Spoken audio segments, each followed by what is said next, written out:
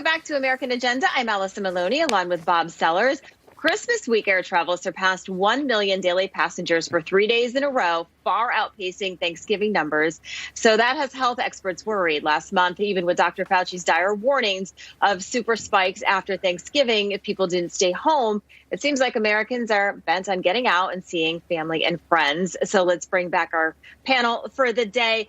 Adam, I want to start with you. Have you changed your holiday plans at all based on COVID? I have actually quite a bit. Well, go ahead. Feel free to expand. Traveling. What are you not going to do? I'll tell you, I'm not going to take the trip that I was going to go in London. I actually got some business in London, and I've been unable to take that. But I have been having conversations with members of Congress on back-end planning of what could be the direction for the United States and other countries, specifically with these travel bubbles. So there's obviously a lot of opportunity for us to leverage technology. We've not done that to the full extent possible, but until that's implemented, I will unfortunately have to stay in the United States until we have the travel bubble and also technology so that we can actually read real-time the results of COVID, and that translates over to the recipient country that would allow us to travel. So I'm hoping to stay here and work with Congress and advise on that, but still stand put until we get through January. Yeah, Allison, I know that we're not going to Texas, where we usually go to visit family, because my wife's parents are older. And, I travel a lot. And I don't want to expose them to anything, and neither does any of the family. We feel like just a few months, and then we can get kind of back to normal. Have your travel plans been affected?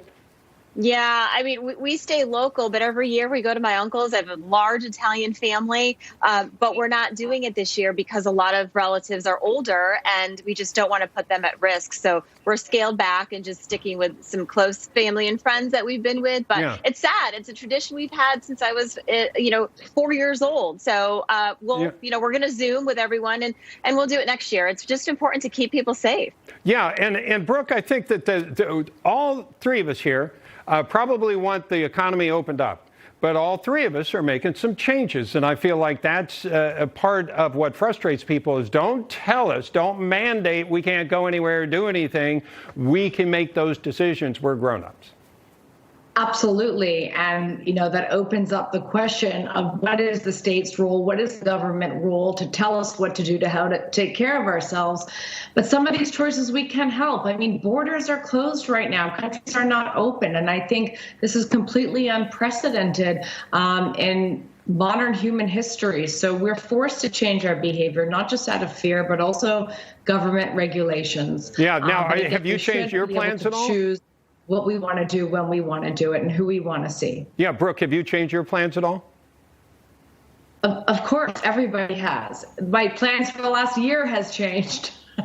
Well, do you want to be specific about this season?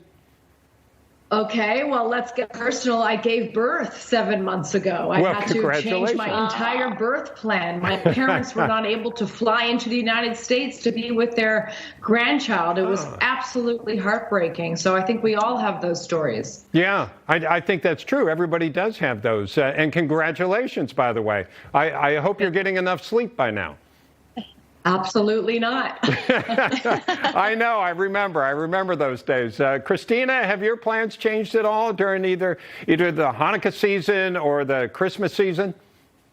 Absolutely. For the same reasons. My dad is in his 70s and my in-laws are in their 80s, and we don't want to risk that either. And, I'm with you and I hear what you're saying, keep it open and let me decide for myself. But we saw that case last week where a gentleman who knew he had COVID symptoms, got on an airplane anyway and lied on the form where he was asked, have you experienced any symptoms? And he lied and he said no. So while I can say that I can make good decisions for myself, how can I trust that the people around me won't lie and be disingenuous about things like that to keep their friends and neighbors and everybody else, passengers on airplanes, safe? Now, you've heard a lot of other folks on those airplanes say that they're now coming down ill. So that is the concern, right? That's where I worry about, and that's why I do want to take the guidance. And in certain places, if that happens more often, then people have to take more drastic measures. Yeah, I know. There is that element that people will lie, Allison. You can... But that's kind of life. I mean, don't we factor that into the risk? I'm not saying anything you're saying, Christina, is not right. You're absolutely right.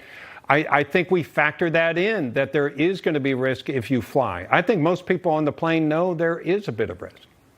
Yeah, I mean, there's risks on planes. There's risks when you go to Target. There's risks when you see a family member. And again, I think that's up to each individual to decide whether or not they want to fly, or they want to go on a train, or they want to go to a restaurant. And everyone is really making changes, as we've all discussed, whether it's just scaling it back or not seeing family. I've been trying to see my parents in Florida now for a year, but every time something happens, there's a spike or somebody gets COVID. So we have to be careful. Yeah. And thank God for technology, because at least you can see them and speak to them. So true. Christina, were you saying something?